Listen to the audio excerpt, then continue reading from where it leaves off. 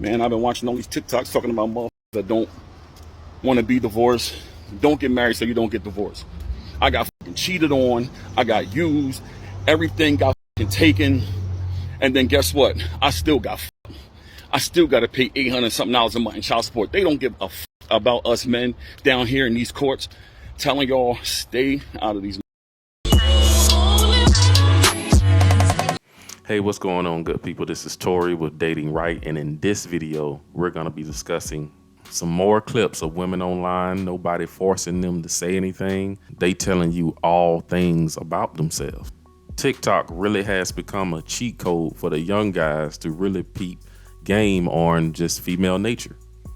So we definitely going to get into this and break it down. But before we do, I appreciate it if you guys hit that subscribe button. I'm on my way to 20,000 subscribers. I appreciate having your support. Hit the like button and definitely drop a comment down below. Enough of me talking. Let's get into it. What is the pettiest thing you've done after the end of a relationship? I have such a good one for this. Buckle up, juicy story. My college boyfriend, we dated for like 3.5, 4 years. We ended up being long distance for the last few months. We had signed a lease together for a new apartment. I had already accepted a job, like I had signed for a job offer. Ended up finding out at the last minute he has a full second girlfriend. Of course, it blows up. He then proceeds to send me a list of like all these girls from one night stands that he had through our 4-year relationship. So I'm like, what can I do to get back at him? What's a girl to do? Karma's a bitch. So I hooked up with all of his best friends. Not 1, not 2, not 3, not 4, not 5, 6 of them. Maybe not my best decision looking back. I've matured, I've grown. We've grown up a little bit since then. But yeah, karma's a bitch. Don't fuck with me because I'll fuck your boyfriend, your best friend, your brother, your dad, anyone. It's still very shocking to me what people will get on social media and say, even tell stories of their past, which are quite embarrassing. I don't know why she said this so arrogantly, as if this was a win for her.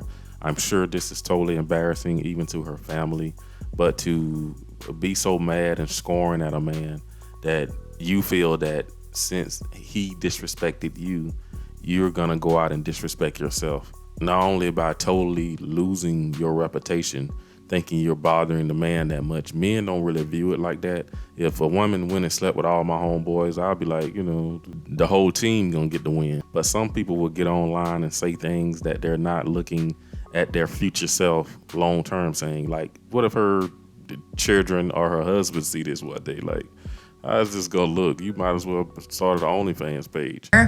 Ended up finding out at the last minute he has a full second girlfriend. Of course, it blows up. He then proceeds to send me a list of like all these girls from one night stands that he had through our 4-year relationship. So I'm like, what can I do to get back at him? What's a girl to do?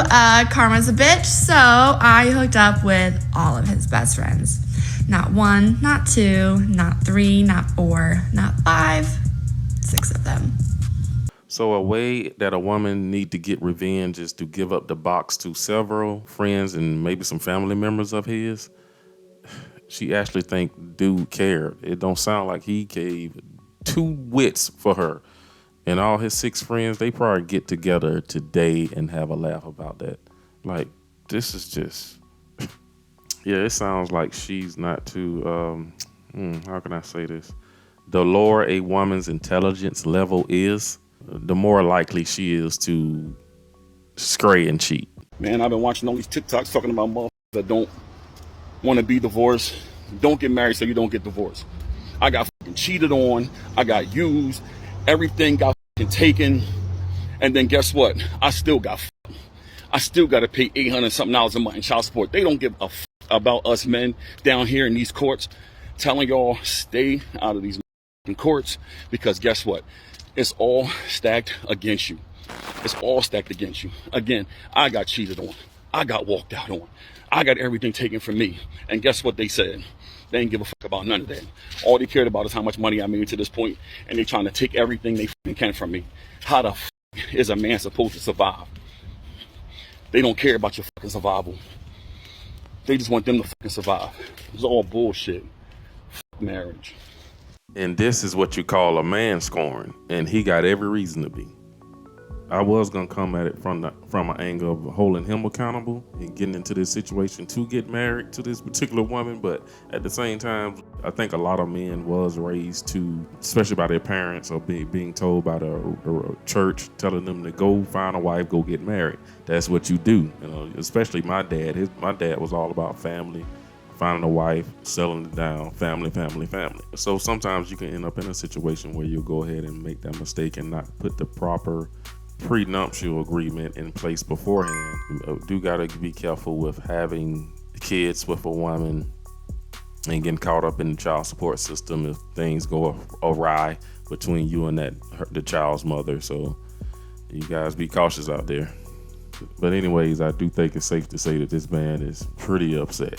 But he's in a very bad spot right now, and I hope everything work out for him. You know, a lady had messaged me, and she said, you know what, I wasted a lot of my time, and, you know, now that I have my 3 kids, and, you know, my marriage didn't work out, I want to, you know, really start taking those guys who I thought was like lame guys, I want to start giving them a chance. And I said, ooh, wee. How unfair. How unfair is it for the lame guys, as she called it, to have to be with you after you done been ran through and got all these kids from another man or two, and you really think you're deserving of a good man now at this point? That's so unfair. Guys, you got to be real cautious. I ain't saying there's nothing wrong with being with a woman with kids, but you got to be real cautious, because sometimes the women are willing to settle for you because they know that the guys they want is just not worth a dang on thing. That's why we encourage guys to not be no bench warmer for no woman.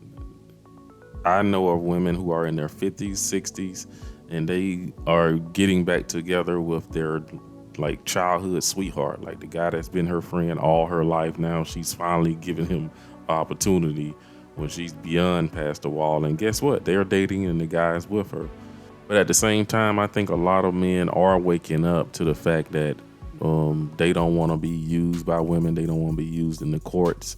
A lot of things that men used to do back in the day, they no longer will be doing in the future, such as getting married. I think a lot of young guys are catching on to the point that, man, if you get married, you're going to lose everything. So I'm all for marriage, but there's ways around it that you don't have to get the state involved personally. But that's all I got in this video. Don't forget to hit that subscribe button. Don't forget to like the video, and definitely drop a comment down below. I want to know what you guys think. I appreciate you for watching. I will see you in the next video.